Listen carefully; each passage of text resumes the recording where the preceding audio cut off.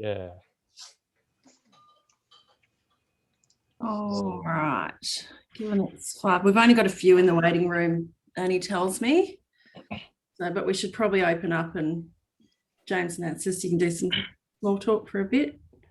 Yeah, let's open up now, Annie. We've got about 11 or 12 there. Fantastic. Yeah.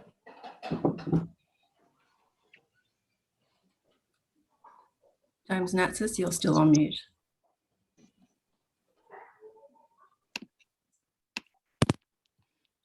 Good evening, good afternoon, all. We'll just wait for a few more people to attend, but good to see who's dialing in today from the furthest location. A couple from Sydney. Anyone any further than Sydney, as opposed to Melbourne, comparing from Melbourne? Anyone from Queensland? You've probably got some of our escapades from Melbourne. You've probably heard taking a car up there to Queensland. So we do apologise on behalf of all the other Melburnians who are doing the right thing. Thank you, James. Very unpopular right now. Just give it a little couple more minutes, maybe.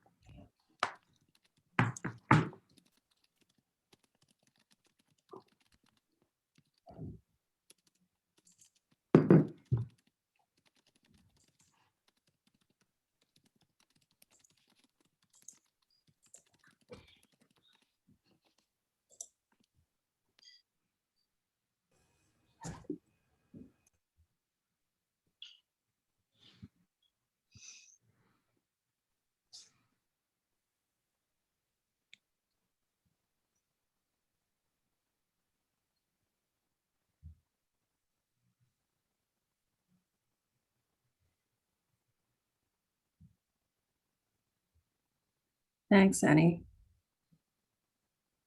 You're welcome.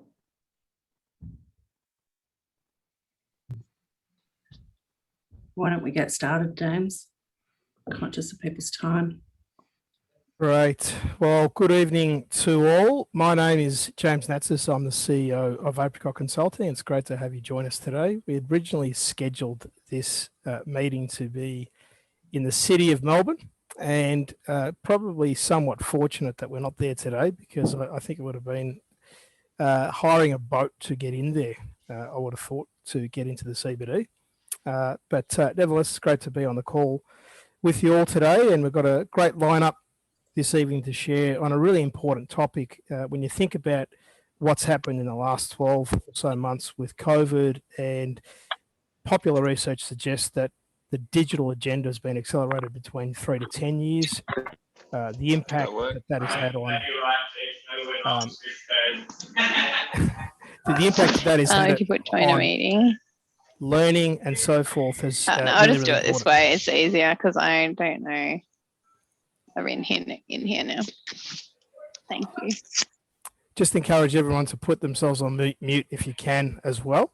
But it's certainly, as we think about COVID and what it's done to accelerate the learning agenda, and most of us are sort of probably asking this question, whether that be in from a HR perspective or a line manager or a director or even an executive level, is how do we continue to roll with the punches? How do we get ahead of the curve, if you like, commercially, as well as bring our people on that journey? And so today we will discuss aspects of that. I've got a really, really good lineup, which I'll introduce in a moment, let them talk about who they are and what they do, and then we'll jump straight into the questions today. Before I do that, just a quick thank you and a shout out to the ELMO team. And they're essentially co-hosting with us, and they're a terrific company, Australia and NZ based. Of course, they're in the global context now, offering the fantastic solution, which we'll hear about very, very shortly from James. And we originally planned to have this event, obviously, on site in a restaurant. and here we are on a call today, so we'll hear a little bit more about them. From our perspective, from Apricot, so who are we? Just really quickly, I'll run you through a little bit about what we do, and then I'll obviously hand over to the team to introduce themselves and jump into tonight's questions. So at Apricot, we work to build the health of leaders, teams, organisations, and the broader community. Yeah, underneath that, if you like, that array of portfolio that we work with, we work in executive coaching, we do leadership development, we do anything to do with change, whether that be culture or organisational change, digital HR, as we mentioned before, and of course our corporate social impact, which has been growing significantly over the last 18 or so years, and of course all our services, if you like. That's a little bit about us, and I'll hand over to the team to share a bit about who they are and what they do. So perhaps, Chris, you can jump in first. Thanks, James. Hi, everyone online. I can't see everyone there, but I can see there's quite a number of participants. So that's great. Thanks for inviting me in. So I'm probably wearing two hats here. Probably brought in for my weekend role as an AFL umpire. But having said that, I'm off to Adelaide tomorrow night, so it's every day of the week. But also work in software engineering company, industry and co. And, we have a really strong culture around learning development, and specifically around the AFL space.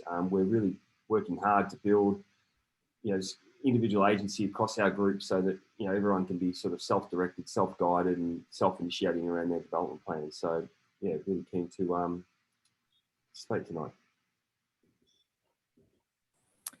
Great. James, I'll get you to talk a little bit about yourself and perhaps talk a bit about ELMO as well. Yeah, great. Thanks, James. So I'm from ELMO Software. I run one of the sales teams here. A little bit about ELMO. We're obviously an Australian company, built and bred here for Australia and New Zealand. Started off in 2002, so it's going back almost 20 years. And I think what's really relevant here is that our legacy is around learning. That's really where we started, was around building out a learning management platform and being able to support our customers in developing, particularly early on, around compliance. But we've then, moved on from that with feedback from our customers around their greater needs and started to become more of a domain expert in that space. But we do cover a broad range of solutions through HR and payroll, and work very closely with Apricot, which is great. But look, I'm really excited about this, and I think learning has a big part to play, not just in terms of training and developing people, but in terms of the whole organisational culture and leadership, which is a much greater thing that I think we'll probably touch on a bit today. So thanks, James. Terrific. Darren Peiris, Head of Talent at Kraft Heinz.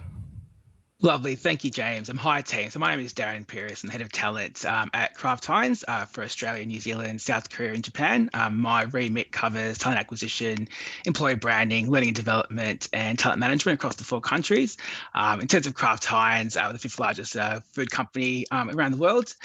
In terms of our size of business outside of US and Canada, we're a $1.1 billion business across the 4 countries, playing in around 35 categories, ranging from sauces to baked beans, to pet food and coffee in New Zealand, and to frozen chips in Japan. So a very diverse business, a lot of challenge, especially during COVID, and looking forward to sharing a lot more with you all throughout today's call. So thank you. Thanks, Darren. Last but not least, Felicity, Kaaks. Thanks, James. Hi, everyone. Felicity Kaaks. I'm part of the team at Apricot. So I lead our leadership and OD practice. So working with our clients around executive coaching, executive team development, leadership programs and organisational consulting, a lot of what James mentioned about the culture change and culture development work as well. So that's me. Thanks, James. Terrific. Just after the panel conversation today, we'll obviously provide an opportunity for you to ask some questions. So don't hesitate to leave some of those questions in the chat box on Zoom. And of course, if you haven't already, don't hesitate to put your microphone on mute also. So as we discussed from the outset, today's topic is the future of learning and development, and a really important topic, as we discussed. James, handing over to you and talking about the role of the vendor and technology in this space, what are some of the trends that you're seeing in the marketplace? And how is your organisation at ELMO approaching learning and development? Yeah, thanks, James.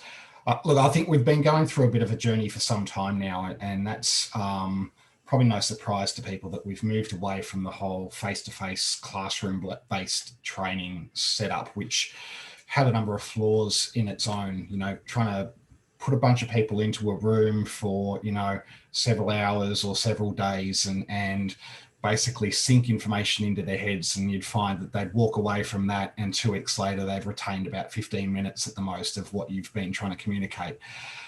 It's not particularly efficient, and what most organisations, particularly vendors, have been moving towards is how can you drive learning at the point in time where it's most needed. So really learning on the go and what we call in the flow of work. Part of that is just breaking it down into, you know, bite-sized consumable components that can be done really at that time.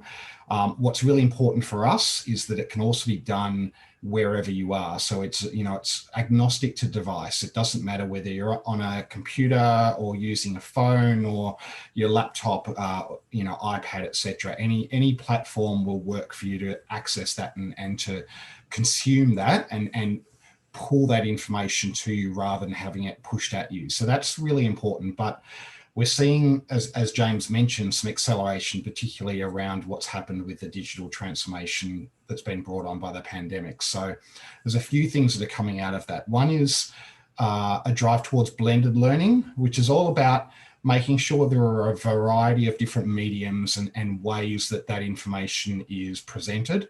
So that people can actually take that in different ways, because we do learn in different ways. Some people are more visual, some learn through listening, through auditory processes. Others want actually something that's more interactive that they can participate in. So having different structures and different mediums is really important. We're seeing a real level of importance placed on collaboration as we move to distributed workforces and people not being in the same office or co-location. There's a fear that we're going to lose that collaboration and innovation. And so that's a really important part that also starts to get weaved around the learning piece. And then finally, and this is something we've been working on for some time, and we've got a couple of partnerships in this area, data and analytics is also important. It's really vital that we understand what value learning and development is driving and what insights we can actually attribute from that learning and the way that people are actually accepting and interacting with those learning processes. And I'll probably touch on that a little bit more with one of our other questions, but that's a really salient point. Even though data can be seen as quite boring, it's actually quite exciting when you take a look at the aspects of that. Yeah, certainly the macro priorities around data and the insights that we learn from it, then input into things such as machine learning, AI, etc. So absolutely critical as we look about the role of data.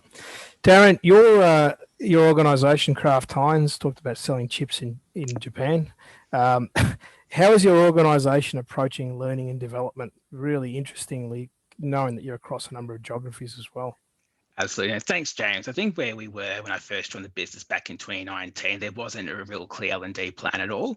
And I'm going into 2020, the last of 18 months, sort of where myself and the Chief People Officer sort of decided to take an approach was let's give everyone development and develop, show we care about growing their careers. So we built our plan around 3 pillars around business fundamentals, and the business fundamentals piece is all around giving people the core skills to be able to cross-functionally collaborate and break down the silos across the organization. So I'll talk about sort of what we did there in a moment. To touch upon the other 2 pillars was around functional training, so focusing on how do we have our commercial and operation teams to win big in the market, but also win big with our customers. So this is all around providing our sales teams strong negotiation training and customer service training to win big with our key customers, being Coles, Woolworths, Metcash, our 3 main retailers we work with, and also with our operational teams around Six Sigma, Black Belt, analytics trained so they can drive better operational efficiencies within their teams.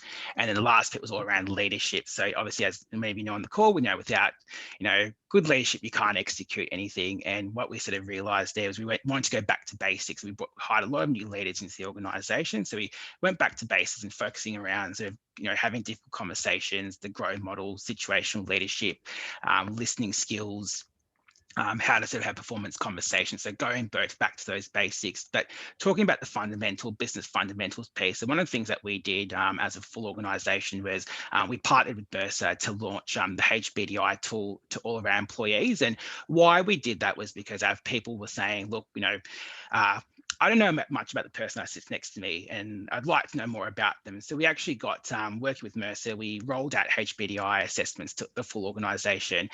People then did debriefs within their direct teams, and they were able to find, this is why this person thinks this way, this is why this person thinks that way. So for full transparency, I'm a yellow brain, so I think creatively. When people often like to liaise with me, they go, okay, Darren likes static thinking in the yellow. So when I come with a solution, I'll think strategically, whereas some people might be blue brains, where they're analytical in their approach, or green brains where they're process oriented, or red brains where they're people oriented. So by doing that and sharing people's profiles, people go, wait, this person is, a green brain. I need to adopt my thinking and my way of communicating with that person. And we saw a cultural shift in the last 12 months by just putting people in a room, showing their profiles, and that created more development. That created more development and gave more insight into people than what a classroom sort of training would do. So that was sort of how we approached it. But I highly recommend the HBDI assessment for those who are considering a great way to sort of drive better cross-functional collaboration in their teams. Thanks, Darren. There's certainly plenty of other tools in the market, but that idea of getting across the enterprise is a really interesting one. We may pick up on some of that. Question to you, Chris. Long-term employment with one employer is becoming less and less, and role and company change is becoming more frequent, and the rise of the gig worker. What role should individuals play in their own learning and development? Thanks, James. I think certainly I've noticed over the last few years, especially as we move more towards sort of like cross-functional teams, agile practices, we're seeking sort of this T-shaped profile where people would have this really deep expertise in one area, but maybe broader experiences across domains or other technical areas. And as I sort of mentioned, that's the way that people are sort of working working towards these days. But I guess to specifically answer that question concerning the individual role, it really starts with having a curiosity about the things that really interest you, I think, and then understanding where you are in terms of your development plan and where you want to be. And so that all starts with like being resourceful and inquisitive about discovering different options, tapping into different materials, tools, maybe even different people who can support you on your journey from where you are to where you want to be. And so I think for me the key thing to acknowledge is that no one can see yourself better than you. And so this is really about like building what we refer to as like individual agency, where it's you're really self-reflective, you're self-directed, you're self-motivated and self-initiating. Because if you can be in charge of your own development plans and understand yourself, well, you can take charge of your own learning and development. Picking up on some of that, because not everyone has that sort of in their DNA, and the role of a line manager. Felicity, this is a question for you. If you're coaching line managers right now to provide them some tools to enhance the development of their teams right now, and perhaps building that learning culture, what advice would you give them? Look, there's a few things, and if I look at it, I think I'll answer that in two ways. One is as a team, and one is the individuals in your team. Across both answers, I would say coaching. If you are a leader, make sure you know how to coach. It's really, really important. I think in terms of building a team, that making sure you've got a psychologically safe environment. And why is that relevant to learning? Because I need to be able to stuff up in front of people. I need to be able to get things right and be told about it. I need to be able to get things wrong and learn from it without feeling like I've failed dramatically and am embarrassed by it. So what can you do to create that environment within your team? And the opportunity for your team to know each other, you know, as if you look at Kraft Heinz, you know, they've used the HBDI to do that. That ability to know each other and trust each other kind of contributes to how much I can learn and how much am I going to say, hey, I'm not sure what I'm doing here. Can you help me? So that on the job learning is really happening. If you're talking about individuals, again, I think it's about, as a leader, knowing them and creating the space for formal and informal opportunities. I think, you know, learning is really changing in terms of how it's delivered. So can I do a masterclass? You know, it takes me 6 weeks and I've done a masterclass and I've got some qualifications versus sitting in a room or for a 2-day workshop that we may have done in the past. I think those days are becoming less and less. So I think that on-the-job development and accessing kind of shorter, more relevant, you know, so what is, if you're a leader, look at this individual and what does this individual need in their toolkit and what do they want in their toolkit? And then also, what do they need about the how? So I think the toolkit stuff is relatively easy, but the how do my team members work as teams and what do they need to learn about themselves? So if you take the collaboration example someone was talking about before, can I use the tech to collaborate? Do I understand it? Do I have the right behaviors? Can I take feedback? Can I collaborate well? Can I navigate an environment, recognize that someone hasn't spoken up and shut up for a while to create space and bring them into the conversation? All of those things are part of learning that as a team leader, you kind of need to have some line of sight of, I would say, and help them in a really pragmatic kind of ... way in what we consider previously development plans, but make sure we're focusing on the how as well. I'm going to stop now. Thanks, Felice. And I guess this is a question for you, James. Think building on some of that. So there's the role that the leader plays. Now we're working in distributed working models. Some would argue that we're never really going to go back to a full on-site model where it would be 100% on the site in many industries and many contexts and scenarios. Thinking about the changing work environment, hybrid, what does L&D need to be thinking about? We've got tools in the market. We've got lots of opportunities there. What else does L&D need to be thinking about, do you think?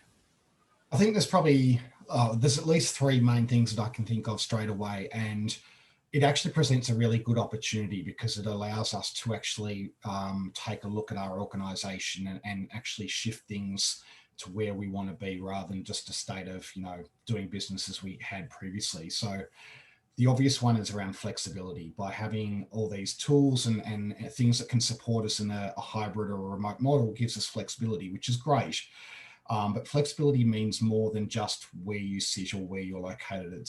It also comes down to things like the time that you're available or working and other components. And the beauty of that, it's not necessarily simple, but the beauty is it can open us up to more diversity and particularly in our workforce. And, you know, a clear example of that is, let's say, mums who have been in the workforce and are returning back after having kids and maybe don't have that, you know, ability to come back in a traditional 9-to-5 role. By having a more flexible environment, both working but also in L&D, we can actually bring more people back into the workforce and tap into their unique skills that can actually complement the business. So flexibility is really important. One of the other areas on that sort of, you know, HR side, which is going to pose a real challenge, is around equity. And one of the concerns is in a hybrid environment that presenteeism could start to rear up, and we see people who are in the office getting, you know, preferential treatment over those that aren't. So again, that's where having the right tools and the right processes around how we support people and support their learning, make sure that everyone's put on the same level and are on the sort of that level playing field, and no one gets given an unfair advantage. And then the last piece, and I actually see this as the most important, not just because I'm passionate about it, but because I think it drives the biggest changes around leadership. I think we need to double or triple down on leadership training and development, because our leaders are going to be the ones that actually take us through this change and into the future. And they're the ones that are going to actually play the biggest part. And when I talk about leadership, I'm not specifically talking about your executives or C-level leaders. The ones that are actually most important are your first line and middle managers, because they're the ones that are in touch with your people on a day-to-day basis.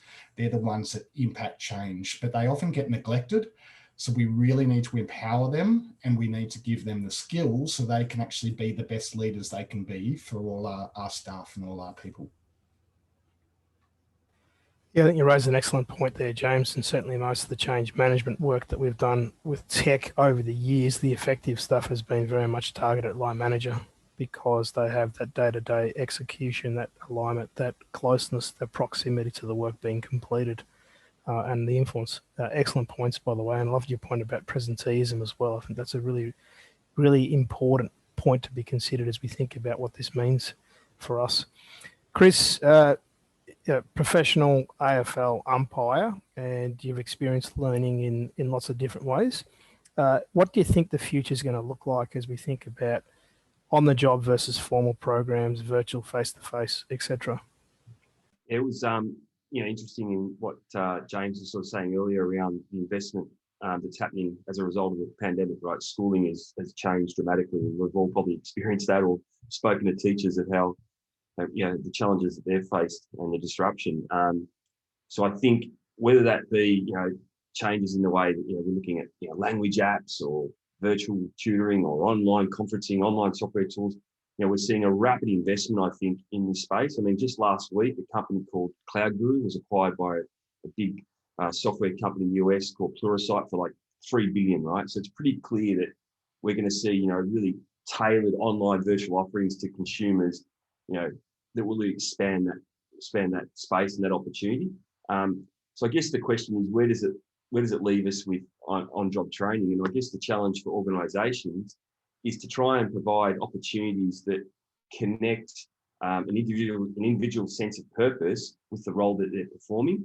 And that's a really good way to do it on the job, for organisations. But I guess the other side of that is, where does it happen with individuals? And I guess the key one there is, we can have real-time feedback. And so in an umpiring context, we often get our best learnings from, in-game experiences, but then the interactions that follow.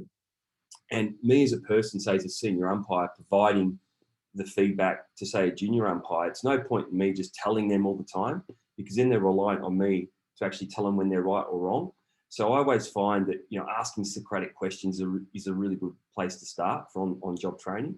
So things like, well, what parts did you struggle with? Or, how did this part make you feel? Or what do you think you could do next time? And so that's a really good way to actually build, capacity and capability in the individual, so they can take charge of their own development. And so I think it's incumbent on both, individuals and organisations to continually try and create these opportunities for on-the-job training. But, as Felicity said, right, it has to be, these interactions have to happen in a really safe place where people feel secure and, feel open, where they can, actually share and problem solve effectively.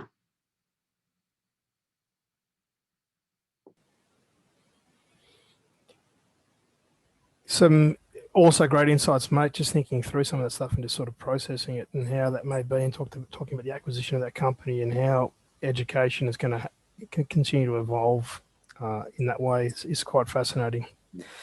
Darren, thinking through just this broader narrative, which I think we've been hearing quite a lot about, when the pandemic first hit, they spoke about the pink recession, they spoke about some other challenges about certain industries becoming almost basically going overnight. And so the whole notion of upskilling, cross-skilling and reskilling, what are your thoughts on some of that? Yeah, a good question, James. I think where we are now, I think speaking to, a lot of people on the call understand it's a real hot talent market at the moment. It's a real lot of talent shortages going on across all industries. I think what we're seeing right now, generally with talent, is that when they're going for a new role, they're getting counter offered by the existing organisation. They may have got 4 or 5 offers sort of on the table, and they're picking organisations primarily for the leader they're going to work for, but also for the future career opportunities that lie ahead should they join the organisation.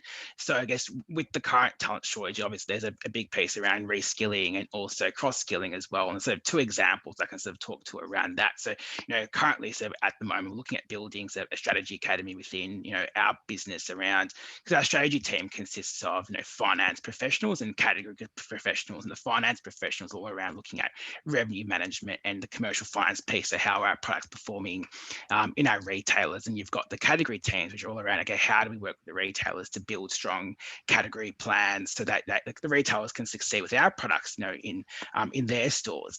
But what we're finding is that this talent pool is quite small. They're not around much. They only work for the FMCG. So we have to think creatively around how do we create this talent. And sort of where we're sort of heading is looking at these finance professionals. Can we cross-skill them into category, and then can we cross-skill the category people into finance? So you're building a well-rounded sort of commercial strategy professional, and you sort of do this journey over a sort of a 2-year period. And we're building our own talent and building talent that's specific to how Kraft, Heinz sort of approach sort of strategy with our customers and our retailers. So that's sort of one example. And then in a previous life, at a previous organisation I was at, when I worked in the tech space, one of the things we realised back in 2018 was that there was a massive war for talent for tech back then. It's about 3-4, back in 2018, and a big shortage around cybersecurity specialists, coders, architects, agile project managers. And what we realized, back then was that we had to build the talent ourselves. And the evolution of these sort of tech boot camp academies like General Assembly, like Coder Academy, like Wagon, where people can go and do a 12-week course, and at the end of it they become a qualified coder. And so what we realized, that was sort of we couldn't just tap into the graduate pool all the time. We had to look at how we can grow this talent ourselves. So what we did was we built out an academy where we said to people, if you love tech, you've got good learning agility, you've got grit, you've got resilience, come and join us and we will train you on how to be that tech professional. So in this process, we had about 2,500 applications for the role. We didn't look at a single CV throughout the process. We just said to people, here are some assessments on resilience and grit. Let's test your love of technology and bring into the organisation. Then after that, we put people through a 12-week course on all things technology. So we taught them how to code, we taught them agile, we taught them to the basics of architecture. And the diversity of the cohort was amazing. We had people who were photographers, who were return to work parents, accountants, lawyers.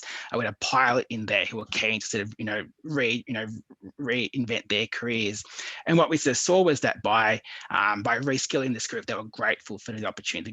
They were grateful to being able to reskill themselves, and from that, they were committed to growing that career. And we've sort of seen, speaking to the contacts of mine since leaving the organisation, they found that this group of individuals actually outperforming the graduates who are coming through the graduate program from the people who study IT degrees, computer science degrees from the Australian universities. So that was a great case study around reskilling. So cross-skilling, reskilling, with the talent shortage right now, with borders not opening up till another year at least, it's the way to go. Yeah, well, there's heaps in that, and even just that case study you said about looking at how you might hire differently in this type of market was really profound. Thinking through how we even think through the whole job description and that whole process is a really, really good point, Darren, and certainly worth picking up the conversation with you if people on the call would like to discuss more. Before I sort of hand over some questions, and there are some points being put out in the chat, which is great. Good question about this whole topic of L&D, and this is sort of open this up for all the guys on the panel, is what relation to CEOs and executive teams and thinking about in relation to L&D. So to me, it's partly that question is how do we get the senior leadership team thinking about this as a priority? Would you like me to start? You know what? My number one with CEOs and executives would be, don't think it's a 2-day course. So the most common thing I hear from the really, really senior folk that we engage. Felicity, can you just come in and do a few days? Felicity, can you come in and do once a quarter? Yes, if I can coach them in between, or someone else can. I think I think learning's really different now. There's content everywhere. So kind of sitting in a room with people and talking about content, you can do that in lots of different ways. So I think when you're together face to face, it's about how do we really kind of dissect the content, not have me tell you the content. So I think, workshops serve that they are valuable, but I think we need to be a lot more disciplined about how we use them and how we use time together, and potentially a bit more flexible. So my number one response to CEOs and execs would be, it's not a workshop. Darren, do you have any views on that? Yeah, look, I think what I say to state leaders is that you are responsible for your own L&D. It's not a HR responsibility, it's yours.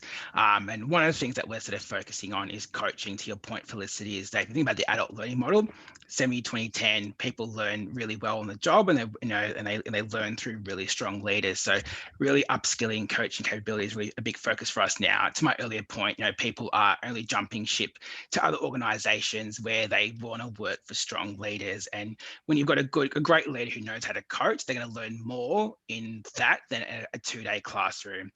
So for me, the way I see it is that, we're here to, as a HR team, we're here to partner with you, but you are responsible for your own L&D. And with good coaching, you'll develop your team better than you will in a 2-day classroom format.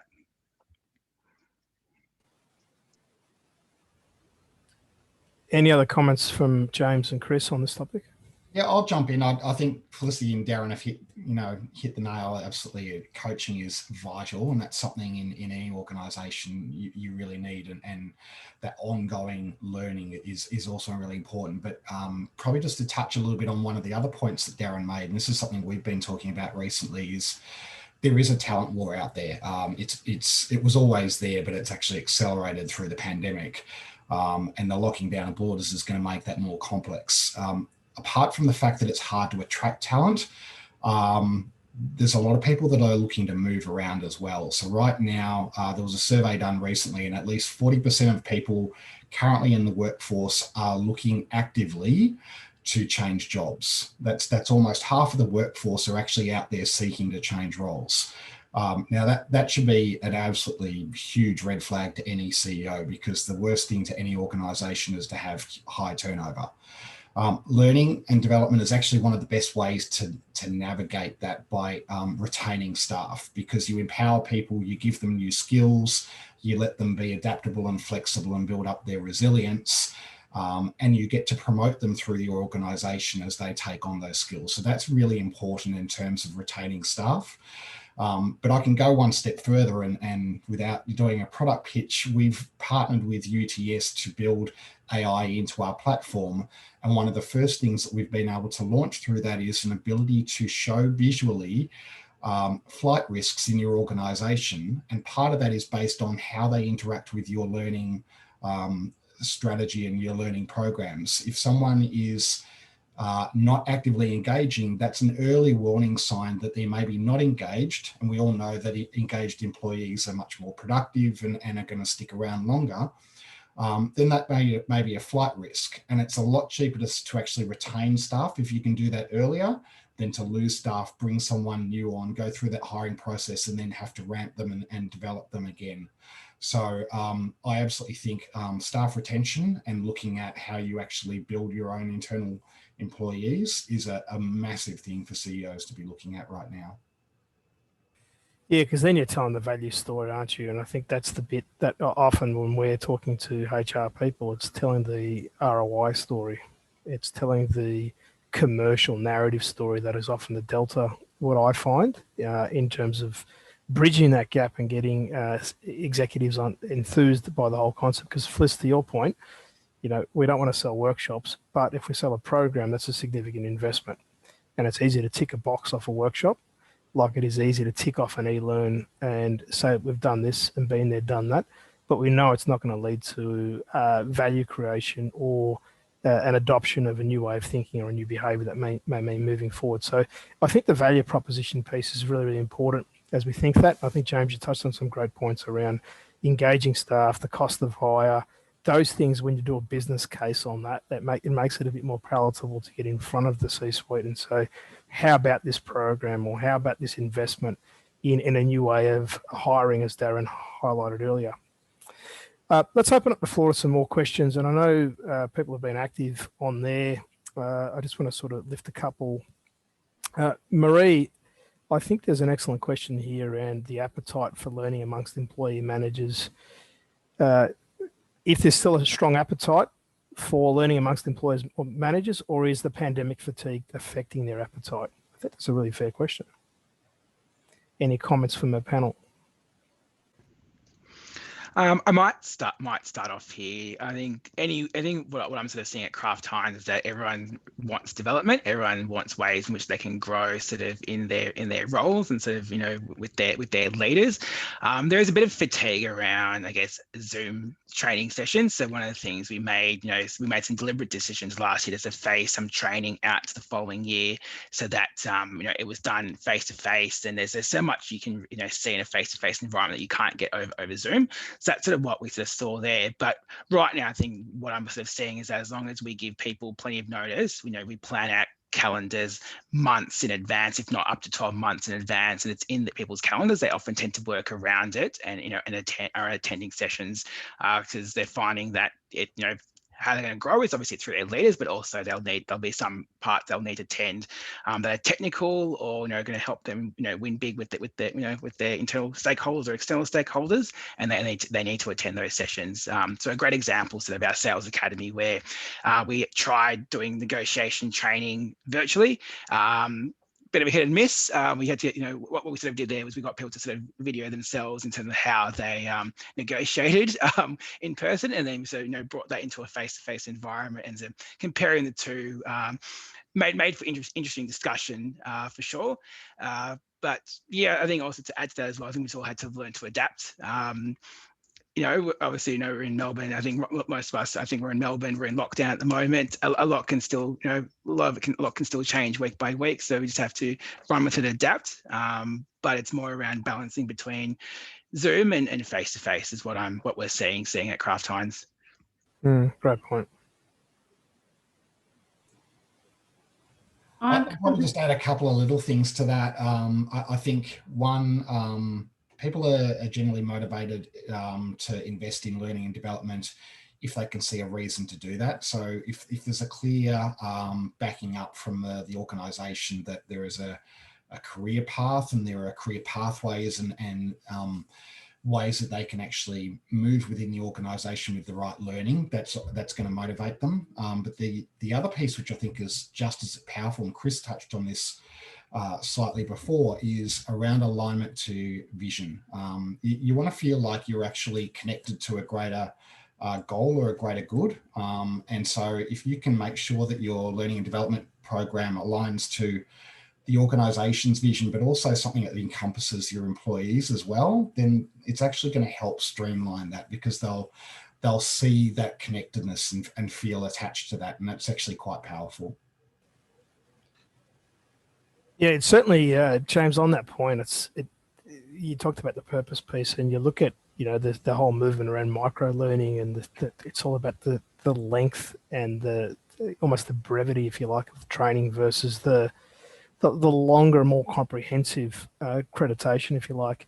And you even see that even on podcasts. So I don't listen to Joe Rogan, but his podcasts are 1 to 5 hours versus the 5 to 20 minutes. And so learning is still there, and it's still a macro priority, but it needs to be connected back into me, but also that broader purpose piece. So I think there's some sage points on there.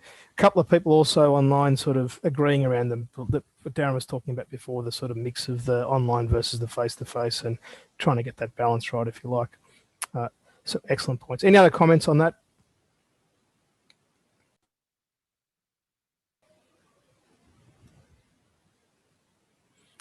All right, but maybe a chance for one more. I believe there was one from Kate. And we'll open this one up. So I'm interested in how blended L&D can help mentoring and patterning, which is often required and has been so much easier when people are together, and made so much more challenging with remote delivery and interaction, especially when flexible hours make it interesting with connecting staff. I sort of touched on this a little bit, but is there anything else that we want to say from a panel's perspective?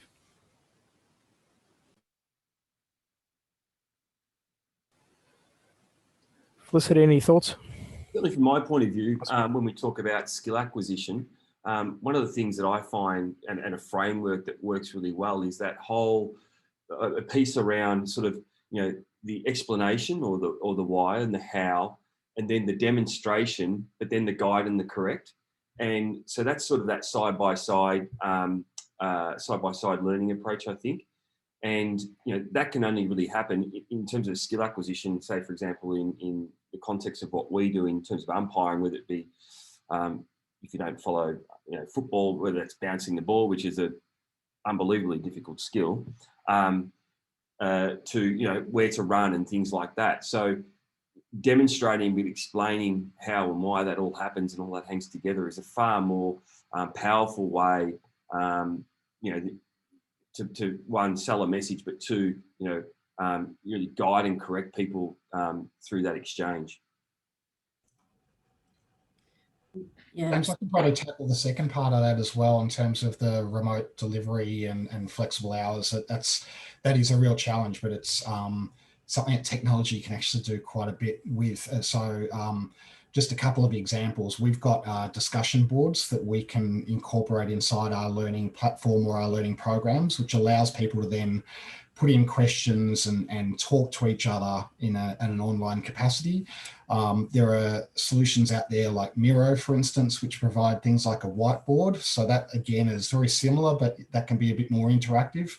My wife actually uses that in her day-to-day. She's basically in a sales call center thing, and they've got a whiteboard going where they can quickly throw up questions and get answers from their peers and their colleagues.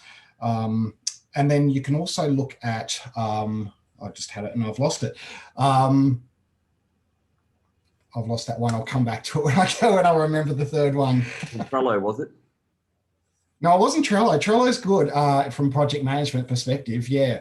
No, I've lost it. Sorry. It'll come back to me when someone else starts talking, I'm sure.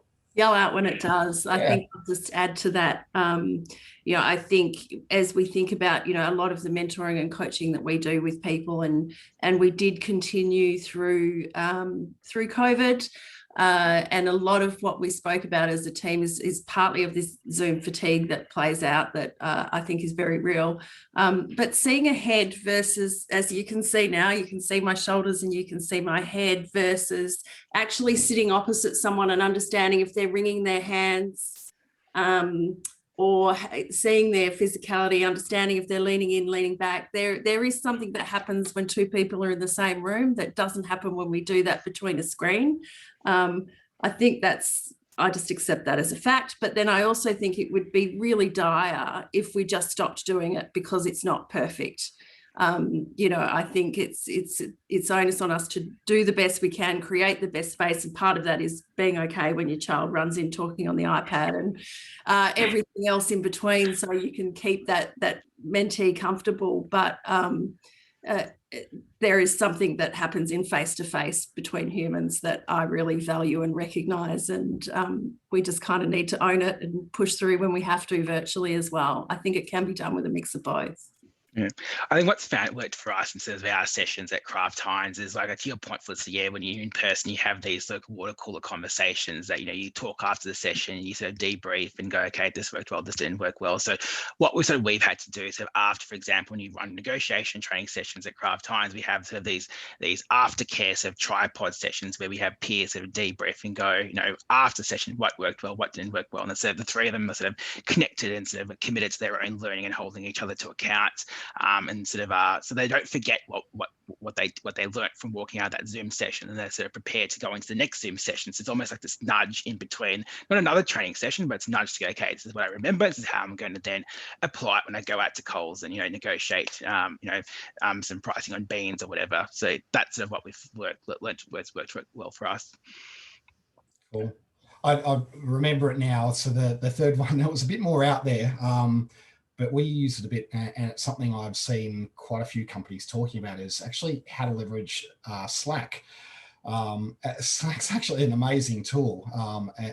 And one of the great things about it is it allows for asynchronous communication. And if I get out of geek speak, what that basically means that everyone doesn't have to be in the same place at the same time. So you can actually have a conversation going where people can drop in and out when they need, and that can be serviced within that channel. And it can even be boosted up even more by using a bot or an AI to basically have that conversation with a group who are not all there at the same time. So as an example, there are R&D groups that would normally have what are called a stand-up meeting, which is part of your agile development process. And normally you do that at the beginning of the day, get together for 20, 30 minutes and have a quick chat. But now, because they're everywhere at different times, they're having an asynchronous stand-up meeting. So what they'll basically do is have a conversation in the channel with the bot, and then everyone gets to participate when and if they're ready at that time that suits them. So there's some really impressive stuff out there, but some of it is cutting edge. And the last thing I'm going to say is just to tap into what Felicity was saying around what you get from face-to-face. I completely agree that there is this extra element through body language and other pieces. I think what we need to do to try to bridge that gap a bit, because that's not always going to be possible, is we just need to be more explicit. We need to be more verbose. We need to use our hands to speak. We need to be a bit more communicative in what we're thinking and feeling, and not just giving that sort of bland black and white context when we do communicate. We need to actually share more openly of ourselves.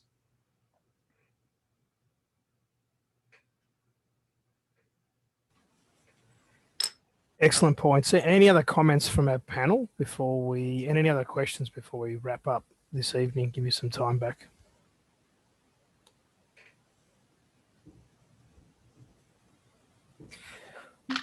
All right, lots shared this evening, and plenty of fantastic comments on the chat as well. Certainly some really good insights as you're thinking through the next phase, how we tell the story to those in leadership that may be above us in the org chart or the food chain is going to be really, really important. It feels to me that for most of us on this call this evening that we're drinking the Kool-Aid on this stuff, and we get the importance of it. Part of it's about the value proposition, and at our disposal is lots and lots of tools. And I think, James, just hearing from you today, and also from Chris, from Fliss, from Darren as well, some incredibly different ways to think through approaches around learning, whether that's through tech, whether it's through process, through design, or simply just building it into the workflow. There's lots and lots of opportunities for us. Special thanks to the panelists tonight. Thank you guys for dialing in this evening, conscious and cognizant of what we've already shared already this evening, which is we're all at a bit Zoom fatigued, especially for those of us that are in Melbourne. So really thankful for you guys dialing in. Sort of watch this space, jump on the socials, send us an email, hit us up on LinkedIn if you want to find out more, and we'd love to chat to you. Have a great evening. Thanks, James. Thank you. Thank you, everyone. Thanks, James. Thanks, everyone.